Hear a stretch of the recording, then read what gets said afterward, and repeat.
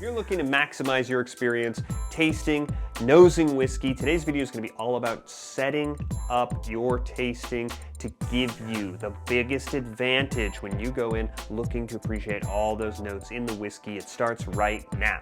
My whiskey journey has taken me to Scotland and back. I've explored whiskey education, tastings, and distilleries from Islay to Speyside. And now my journey continues here, with you, on Whiskey Whereabouts. So it all starts with the glass, right? You know this glass, it's the Glencairn glass, it's the standard. And the biggest reason why this glass is the standard is the shape, okay? This tulip bulb shape gives us an advantage when we are nosing whiskey because it traps all of the vapors, the volatile flavor compounds coming off the whiskey in this little bowl, and then this tapered shape, this smaller opening, it slows their escape so we have more time to appreciate them when we go in and nose the whiskey. It's why we don't use a rocks glass, old-fashioned glass, generally, when we're trying to note and really appreciate whiskey, right? This glass has these straight sides, this huge opening. What that does is it lets those vapors just freely escape, and it's much harder to pin them down. The glass is already giving us an advantage.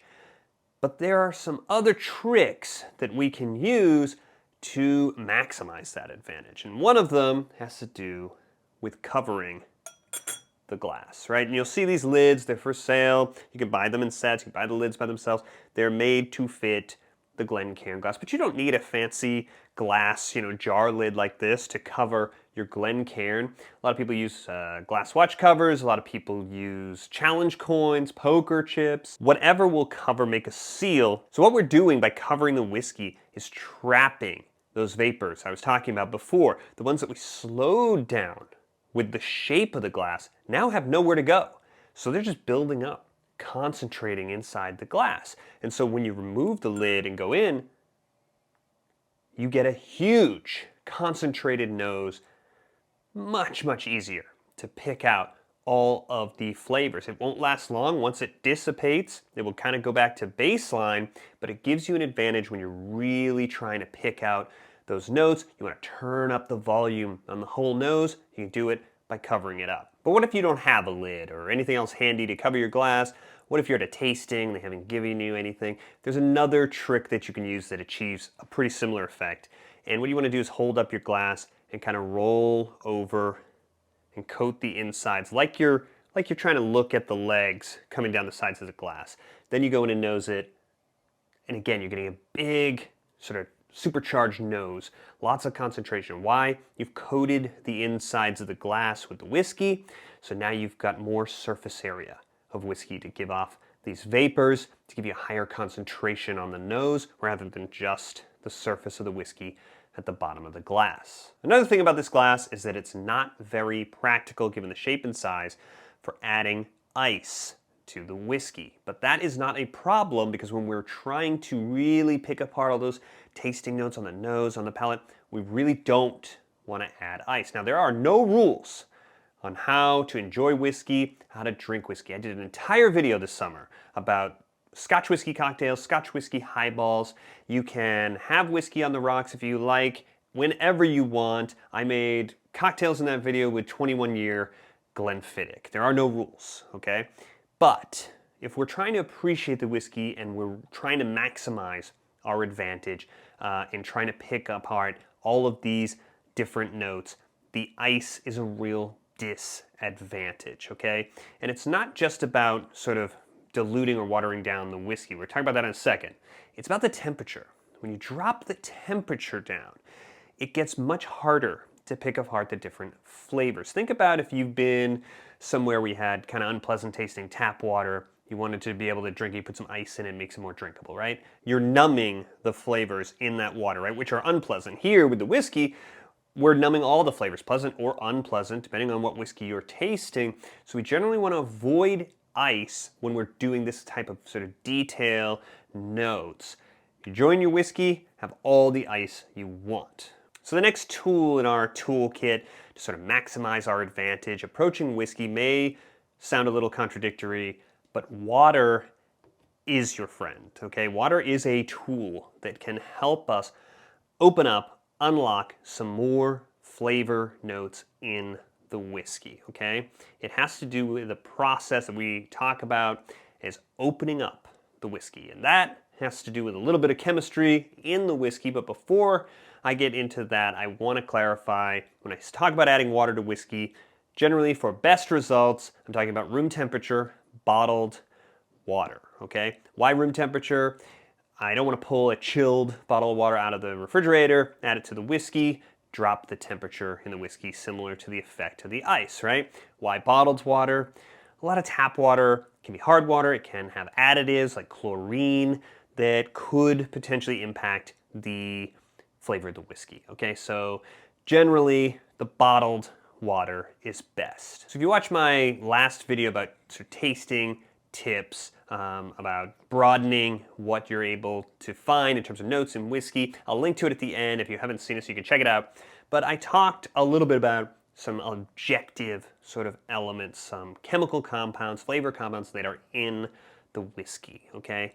And they come in throughout the long process of making the whiskey, and they react differently to water. Some of them are repelled by water, and some of them are attracted to water. So neat, the flavor compounds in the whiskey are in a certain balance with the ratio of water and alcohol that's already there. When you add the water, the flavor compounds that are sort of repelled by the water, we expect them to come up to the surface. They're going to be more noticeable. They're going to be more prominent. So you are diluting the whiskey by adding the water. So you may be diluting some of the flavors. But what we're looking to do is sort of coax some of those flavor compounds up to the surface, open them up so that they are more noticeable. And this is what we talk about when we talk about opening up the whiskey. It's like being able to adjust the volume on different sections of the orchestra so that you can kind of compare.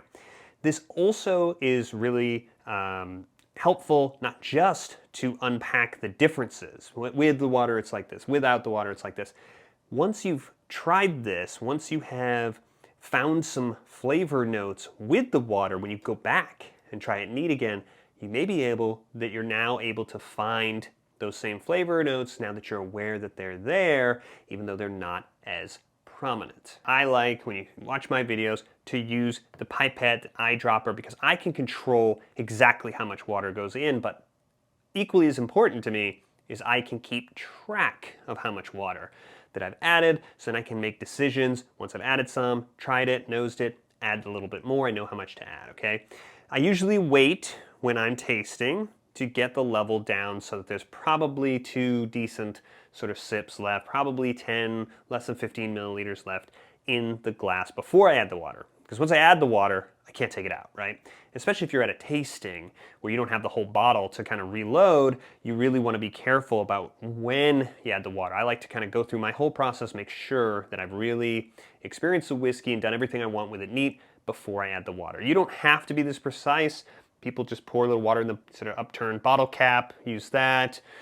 Ralph used a whole teaspoon. You can use measuring spoons, whatever works for you, but you want to kind of go gradually. So normally I'll take a look and see where the level's at, and I'll do about 3 good drops out of my pipette before I go in and check it out and see what's happened. Now, every whiskey is different, and it is possible to add too much water to the whiskey, sort of drowning out the flavor. So you want to kind of go a little bit at a time, experiment with it, and see where it takes you. Don't need to agitate the whiskey, just a little roll like this, but it does need time. Let it sit.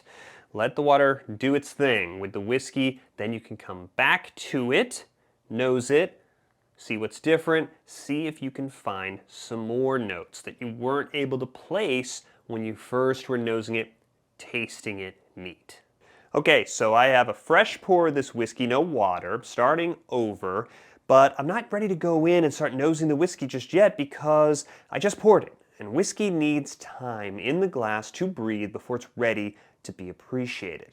So I'm going to take a little break, and in the next installment of these videos, I will talk about all my tips about how to approach the actual mechanics of the nosing and the tasting of the whiskey. If you enjoyed this video, if it was helpful to you, I'd love it if you subscribe. You can press this button right over here so you will not miss the next one.